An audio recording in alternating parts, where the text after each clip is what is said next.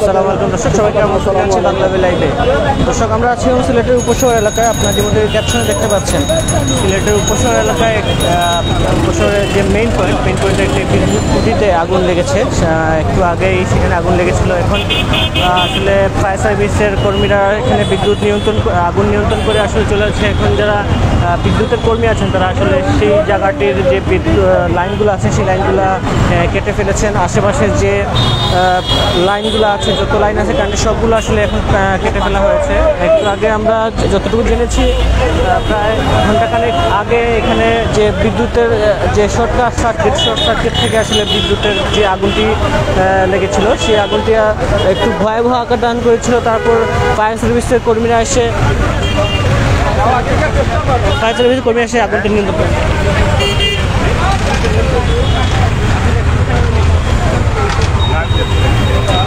বিদ্যুতের যে কর্মীরা আছেন তারা এখন আসলে সেই বিদ্যুতের লাইনগুলো কাটাকাটি করছেন। সেই কাটার ফলে উপশহরে যে বিদ্যুতের সংযোগ, সে বিদ্যুতের সংযোগ সাময়িকভাবে বন্ধ করা হয়েছে।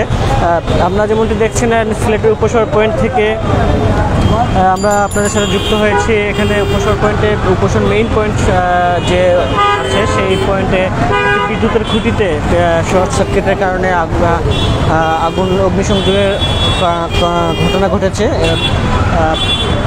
যে ফায়ার সার্ভিসের কর্মীরা আছেন, ফায়ার সার্ভিসের কর্মীরা একটু আগে এখান থেকে চলে গেছেন বিদ্যুৎ যে আগুন নিয়ন্ত্রণ করে। তারপর আসলে এখন বিদ্যুতের যে কর্মীরা আছেন, বিদ্যুৎ বিভাগের যে কর্মীরা আছেন, তারা বিদ্যুতের যে সংযোগগুলো আছে, যে ত্রুটিপূর্ণ সংযোগ, সেই ত্রুটিপূর্ণ সংযোগটি কেটে ফেলছেন। সেই কারণে আসলে সিলেটের উপশহরের বিভিন্ন এলাকায় বিদ্যুৎ সংযোগ বিচ্ছিন্ন আছে সামগ্রিকভাবে। তারা যেটি বলছেন, বিদ্যুতের শর্ট সার্কিটের কারণে এই অগ্নিসংযোগের ঘটনা ঘটেছে। তারা আসলে যে সংযোগটি আছে, ত্রুটিপূর্ণ সংযোগ কেটে তারা আসলে সব মেরামত করার চেষ্টা করছেন। সে কারণে বিদ্যুতের সংযোগ সাময়িকভাবে বন্ধ করা হয়েছে।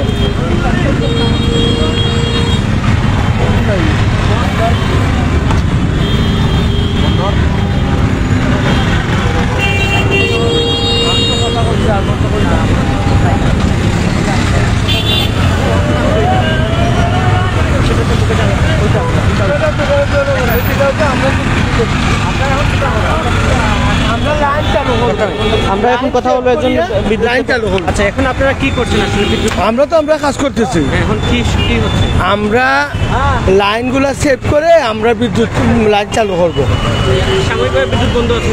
হ্যাঁ, সাময়িক। আসলে বিদ্যুতের আগুন লাগার কারণটা কি? কারণ তো ইন্টারনেটের ওই যে তারগুলা, যে অনেকগুলা তার যেখানে বেঁধে রাখছে, ওইটা থেকেই মানে আগুনের সূত্রপাত। স্বাভাবিক হতে কত সময় লাগবে?